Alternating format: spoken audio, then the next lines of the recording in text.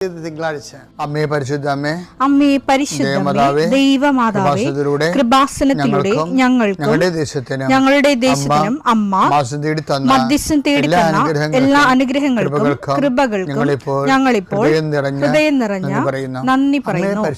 അമ്മേ പരിശുദ്ധമ്മേ ദൈവമാതാവേ, 2004 ഡിസംബർ 7 ഉച്ചകഴിഞ്ഞ് 2:30 കൃപാസനത്തിൽ സംഭവിച്ച അമ്മയുടെ പ്രത്യക്ഷപ്പെടലിനെ കുറിച്ച് തിരുസഭയ്ക്ക് സമർപ്പിച്ചിരിക്കുന്ന പഠനരേഖകളുടെ സഭാത്മകമായ പഠനം ആരംഭിക്കുവാൻ ഞങ്ങൾ പ്രാർത്ഥിക്കുന്നു.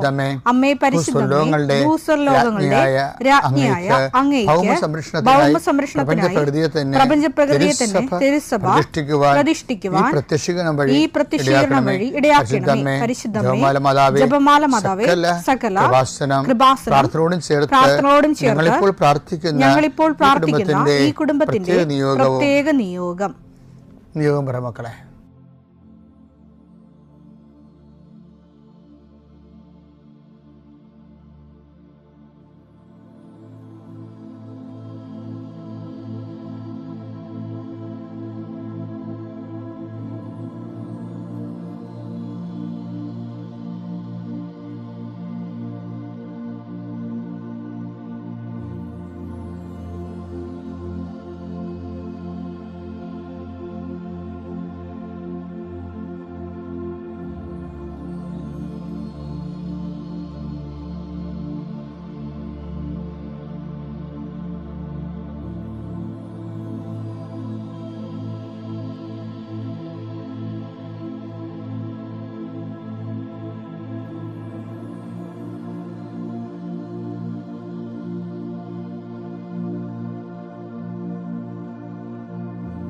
അമ്മയുടെ പ്രത്യക്ഷീകരണത്തിന്റെ ഈ അനുഗ്രഹവേളയിൽ ഞങ്ങൾക്ക് സാധിച്ചു തരുവാൻ കനിയണമേ. ആമേൻ. വിശ്വാസ പ്രമാണം. സർവശക്തനായ പിതാവും ആകാശത്തിന്റെയും ഭൂമിയുടെയും സൃഷ്ടാവുമായ ദൈവത്തിൽ ഞാൻ വിശ്വസിക്കുന്നു. അവിടുത്തെ ഏകപുത്രനും ഞങ്ങളുടെ കർത്താവുമായ ഈശോമിശിഹായിലും ഞാൻ വിശ്വസിക്കുന്നു. ഈ പുത്രൻ പരിശുദ്ധാത്മാവിനാൽ ഗർഭസ്ഥനായി കന്യകാമറിയത്തിൽ നിന്ന് പിറന്ന് പൊന്തിയോസ് പീലാത്തോസിന്റെ കാലത്ത് പീഡകൾ സഹിച്ച് കുരിശിൽ തറയ്ക്കപ്പെട്ട് മരിച്ച് അടക്കപ്പെട്ട് പാതാളങ്ങളിൽ ഇറങ്ങി മരിച്ചവരുടെ ഇടയിൽ നിന്ന് 3-ാം നാൾ ഉയർത്ത് സ്വർഗത്തിലേക്ക് എഴുന്നള്ളി സർവശക്തിയുള്ള പിതാവായ ദൈവത്തിന്റെ വലതുഭാഗത്തിരിക്കുന്നു. അവിടെ നിന്ന് ജീവിക്കുന്നവരെയും മരിച്ചവരെയും വിധിക്കുവാൻ വരുമെന്നും ഞാൻ വിശ്വസിക്കുന്നു.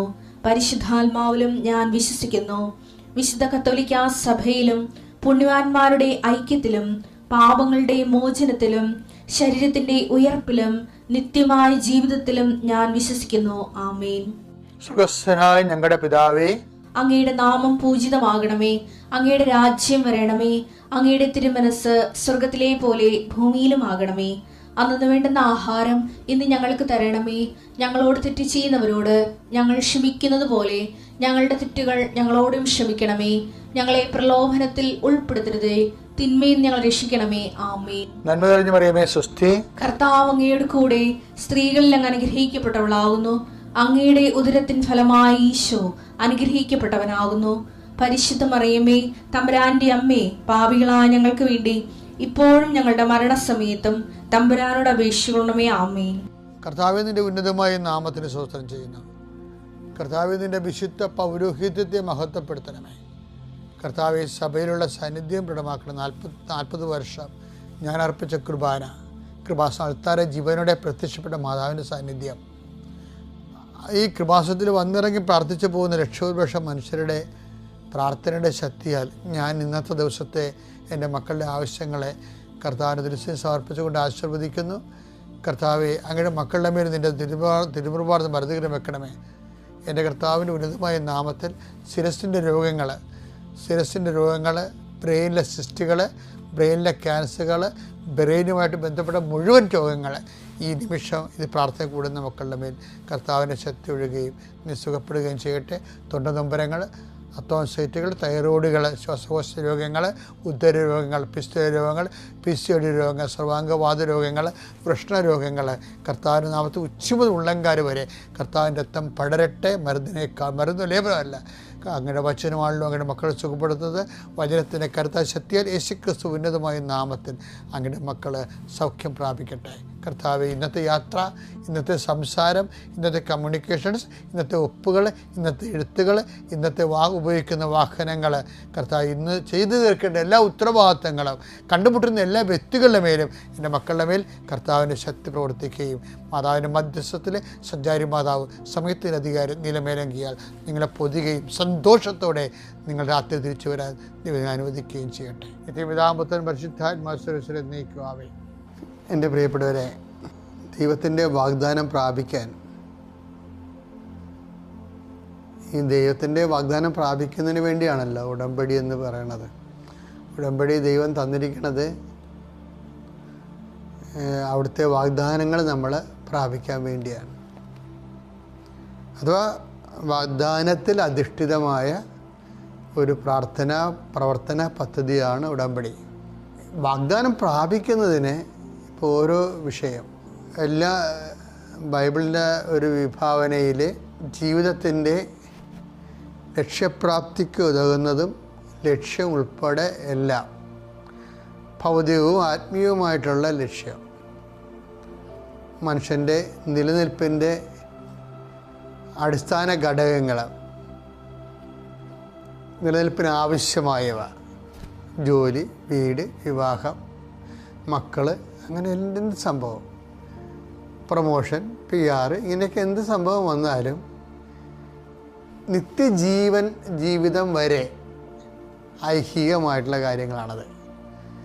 എല്ലാം ബൈബിള് വാഗ്ദാനം എന്ന ഒരു മീഡിയ ഉപയോഗിച്ചുകൊണ്ടാണ് അതിനെയൊക്കെ അഡ്രസ്സ് ചെയ്യണത്. അപ്പോൾ നമ്മൾ അനുഗ്രഹം എന്ന് പറയുന്നുണ്ടെങ്കിലും ദൈവത്തിൻ്റെ ഭാഗത്ത് നിന്ന് നമ്മുടെ അനുഗ്രഹങ്ങൾ നോക്കിക്കാണുമ്പോൾ അത് ദൈവത്തിൻ്റെ വാഗ്ദാനങ്ങൾ നമ്മൾ പ്രാപിച്ചു എന്നാണ് എൻ്റെ ഗ്രാമർ എന്ന് പറയുന്നത്. ഈ വാഗ്ദാനം പ്രാപിക്കാൻ ഒന്നാമത്തെ ഘട്ടം, അതിനൊരു 4 ഘട്ടങ്ങൾ ബൈബിളിലുണ്ട്. വാഗ്ദാന നാട്ടിലോട്ട് ഇവർ ചെല്ലുമ്പോൾ 4 ഘട്ടങ്ങളാണ് നമ്മൾ കാണുന്നത്.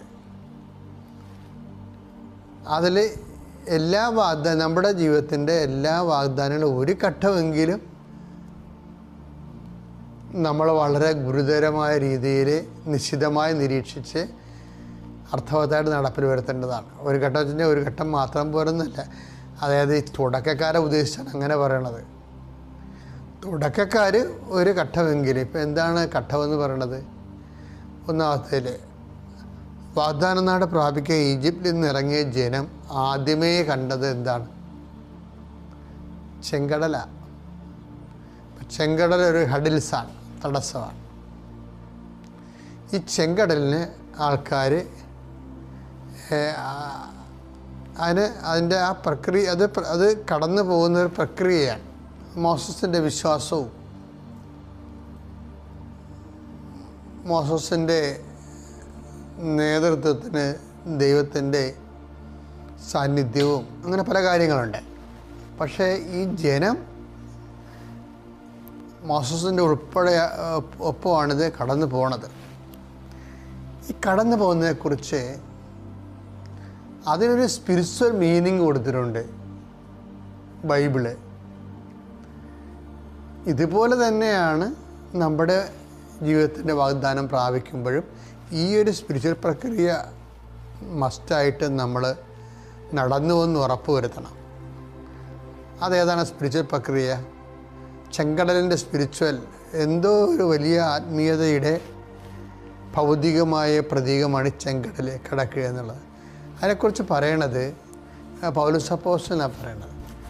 പൗലോസ് അപ്പോസ്തലൻ എപ്പോഴും ഈ വിഷയത്തെക്കുറിച്ച് ഒത്തിരി ചിന്തിച്ചിട്ടുള്ള, ധ്യാനിച്ചിട്ടുള്ള ഒരാളാണ് പൗലോസ് അപ്പോസ്തലൻ. 1 കൊരിന്ത്യൻസ് 10-ാം അധ്യായം 1 മുതൽ 2 വരെ വാക്യങ്ങൾ. സഹോദരങ്ങളെ, നമ്മുടെ പിതാക്കന്മാരെല്ലാവരും മേഘത്തണലിൽ ആയിരുന്നുവെന്നും കടലിലൂടെ കടന്നുവെന്നും നിങ്ങൾ മനസ്സിലാക്കണമെന്ന് ഞാൻ ആഗ്രഹിക്കുന്നു. അവരെല്ലാവരും മേഘത്തിലും കടലിലും സ്നാനമേറ്റ് മോശയോട് ചേർന്നു. ശരിക്കും പറഞ്ഞാൽ എന്ത് തിയോളജിക്കൽ ഡെപ്തുള്ള സംഭവമാണെന്ന് അറിയത്. മോശയോട് ഇപ്പം അത് നമ്മളുടെ ക്രിസ്ത്യാനിറ്റിയിൽ ക്രിസ്തുവിനോട് ചേരുന്നതിന് സമാന്തരമായിട്ടാണ് മോശയോട് ചേർന്ന് പറയണത്. എവിടെയൊക്കെയാണ് സ്നാനമേറ്റത്? മേഘത്തിലും അതുപോലെ തന്നെ കടലിലും. അപ്പോൾ സ്നാനമേൽക്കുന്നതിന് തുല്യമായിട്ടാണ് ഈ ചെങ്കടലിലൂടെ കടന്നു വന്ന് അതിൻ്റെ സ്പിരിച്വൽ മീനിങ്, ആത്മീയമായിട്ടുള്ള അർത്ഥം അതാണ്. എന്തിനാണ് ഇങ്ങനെ പറയണമെന്ന് വെച്ച് കഴിഞ്ഞാൽ, ഈ ആത്മീയമായ ഒരു പ്രക്രിയ നടക്കാതെ നമ്മൾ ജോലി കിട്ടി, വീട് കിട്ടി, എന്നിട്ട് ആ വ്യക്തിക്ക് ആത്മീയ മാറ്റങ്ങളൊന്നുമില്ല. ആ വ്യക്തി പഴയതുപോലെ തന്നെ ജഡികനായി തോന്നിവാസിയായി ജീവിക്കുമ്പോൾ സ്നാനം ഏൽക്കാത്തതാണ്. അങ്ങനെ വരുമ്പോൾ ഉണ്ടാകുന്ന കുഴപ്പമെന്ന് വെച്ച് കഴിഞ്ഞാൽ, കുറച്ച് കഴിയുമ്പോൾ ഈ അനുഗ്രഹം നമുക്ക് അനുഭവിക്കാൻ പറ്റാതെ വരും. അത് ഈശോയുടെ ഒരു പ്രധാനപ്പെട്ട പ്രമേയങ്ങളിലൊന്നാണ് അനുഭവിക്കാൻ പറ്റാത്ത അനുഗ്രഹങ്ങൾ. പാപാവസ്ഥയിൽ നമ്മൾ നേടിയെടുക്കുന്ന ആനുകൂല്യങ്ങൾ നമുക്ക് പക്ഷേ അനുഭവിക്കാൻ പറ്റത്തില്ല. അതാണ് ഈശോ പറഞ്ഞത്, എന്നെ കൂടാതെ ഒന്നും ചെയ്യാൻ നിങ്ങൾക്ക് സാധിക്കുകയില്ല എന്ന് പറഞ്ഞിട്ട് പറയും, എന്നോടുകൂടെ ശേഖരിക്കാത്തവൻ ചിതറിച്ച് കളയുന്നു. കർത്താവിൻ്റെ കൂടെ അല്ലാതെ നമ്മൾ നേടുന്ന അനുഗ്രഹങ്ങളെ ഉപയോഗപ്പെടാതെ പോകും. ജോലിയായാലും കുടുംബജീവിതമായാലും. അപ്പോൾ അനുഗ്രഹം ഉള്ളതുപോലെ തന്നെ അനുഗ്രഹം കിട്ടുന്നത് പോലെ പ്രധാനപ്പെട്ടതാണ് അത് അനുഭവിക്കാനുള്ള യോഗ്യത. ആ വചനം എടുത്തേ, ലൂക്ക 11:23. ലൂക്ക 11:23. എന്നോട് കൂടെയല്ലാത്തവൻ എനിക്കെതിരാണ്. എന്നോട് കൂടെ ശേഖരിക്കാത്തവൻ ചിതറിച്ചു കളയുന്നു. അപ്പോൾ എൻ്റെ വിഷയം എന്ന് പറയുന്നത്, ഉടമ്പടിയിലുള്ള ആൾക്കാരെല്ലാവരും ശ്രദ്ധിക്കേണ്ടത് കർത്താവിൻ്റെ കൂടെയാണോ ശേഖരിക്കണത്. ആരുടെ കൂടെ ശേഖരിക്കാവേ? കർത്താവിൻ്റെ കൂടെയാണ് ശേഖരിക്കണമെങ്കിൽ വിശുദ്ധിയോട് വേണം ഈ വിഷയങ്ങളെ അപ്രോച്ച് ചെയ്യാൻ. അപ്പോൾ നമുക്ക് അനുഭവിക്കാനുള്ള യോഗ്യത ഉണ്ടാകും. പിതാവിൻ്റെയും പുത്രൻ്റെയും പരിശുദ്ധാത്മാവിൻ്റെയും നാമത്തിൽ.